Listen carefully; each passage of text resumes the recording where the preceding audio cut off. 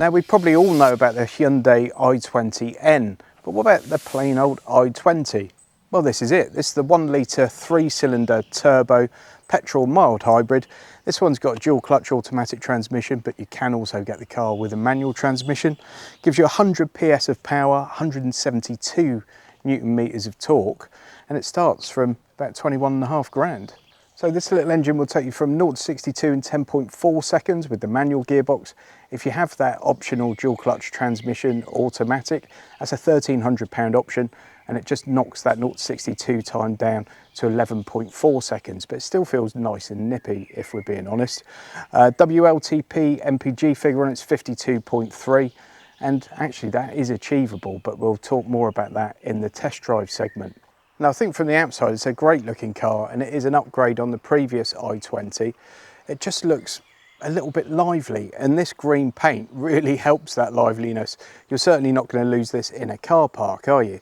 It is an option, obviously, a cost option. The review car I've got today, by the way, is in ultimate trim, and it comes in around about 26 grand, just so you know where we are. Of course, if you think the prices are a bit punchy, you could also have a look at leasing one of these, and there's a link to Lease Loco that will take you straight to all the latest deals at the time you click on the i20. The boot's more generous than with many cars in its class at 352 litres. It's a nice big square opening. You've also got a split level floor, so you can actually lower the floor level if you want. It's not completely flat when you come in. You've got about that much of a drop down, which I like. It stops the shopping falling out. If you put the boot in its lower setting, you've got about that much. So yeah, very generous and well above some of its main competitors. So once you get into the front cabin, the first thing you notice is that there's a lot of fairly hard black plastic. It doesn't feel bad quality though. It feels actually really strong and durable, and it feels exceptionally well screwed together. There are these sort of grooves in the front here that give it a bit more flair, but essentially it is black plastic. We do have some body coloured little trims in this one on the vents and on the physical controls for the aircon. Yes, physical controls for the aircon. Amazing, I know. The infotainment screen is 10.25 inches, and it's really vivid, really bold. Loving that. It's a tiny bit laggy compared to some of the latest systems, but it does feel like an upgrade from what would have been in this car previously. You've also got a nice colour driver information display, really nice graphics, nice and high res, no problems with that whatsoever. And it's very adjustable, so you can get really any of the information you possibly want in front of you. The steering wheel's lovely. It feels quite large for a small car though. You could get away with a slightly smaller one, I feel. It's leather wrapped or leatherette wrapped, and we've got physical buttons and little rockers here for all your main controls. You're not lacking for anything. No flappy paddles, however.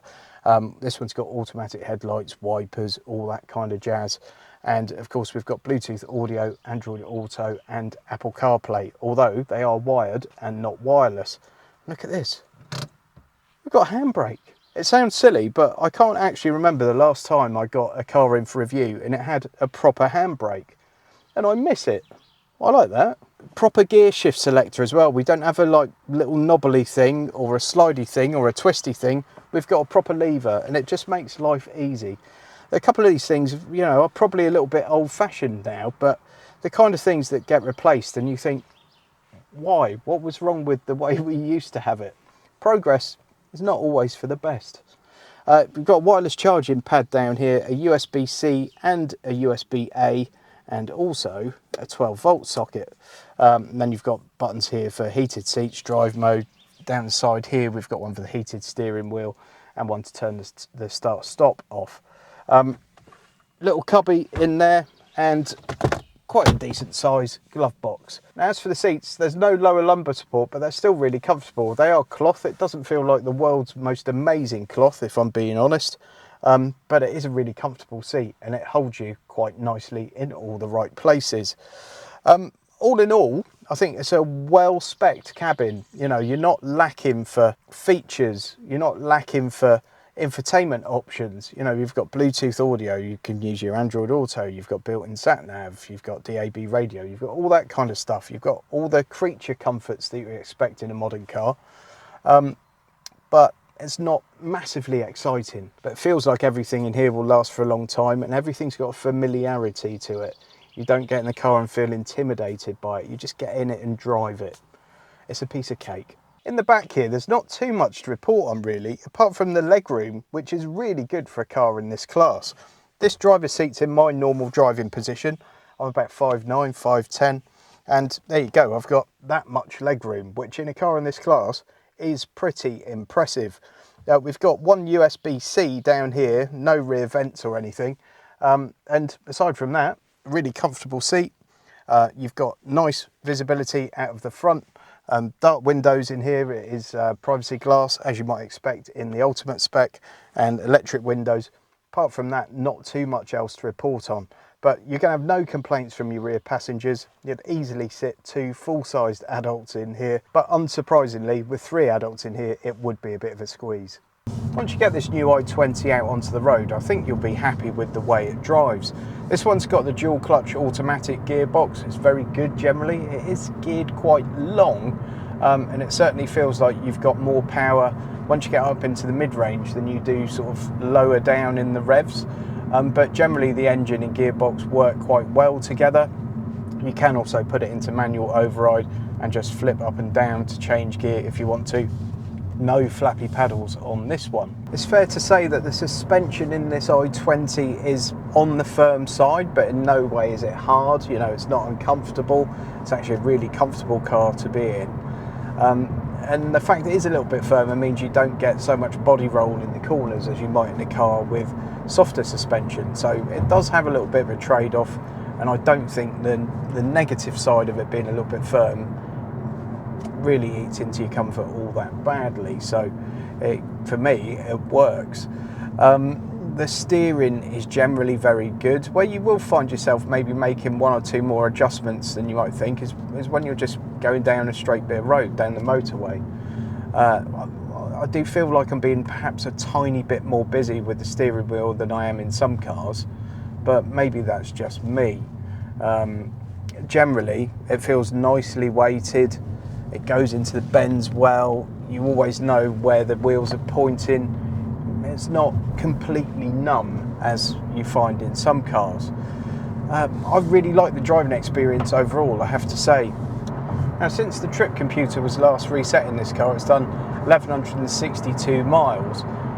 In those 1,162 miles, it's averaged 48.8 mpg, which I'm sure you'll agree is pretty impressive.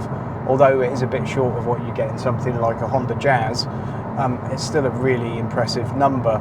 Around town, you're probably looking late 30s, early 40s, but it is very capable on a long run. Speaking of which, you know, I'm on a national speed limit dual carriageway right now, and it's absolutely comfortable cruising along at 70 miles an hour. No issues with it whatsoever. That 1 litre 3-cylinder turbo engine is more than adequate to pull this little car along and give you all the power you realistically need. Of course, if you want a spicier version of the i20, the i20N is about as fun a car as you could ever get your hands on. It's leery as you like, and it's a complete hooligan. It's sort of the antithesis of this car really, because that's one thing this car's not, is a hooligan.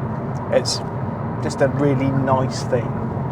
Unlike that i20N, this is not a car that's full of personality.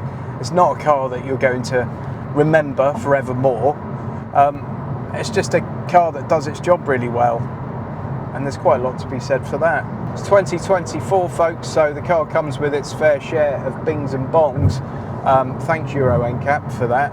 You do have to turn them off every time you get in the car. It's not a set and forget kind of situation, but that's the case in so many modern cars now, and it will only increase in future. But it's really difficult to think of things that are not good about this car. It seems to be reasonably well priced. It's competitive in terms of the equipment levels. It's competitive in terms of its MPG and running costs. And this Hyundai stuff seems to hold its value pretty well.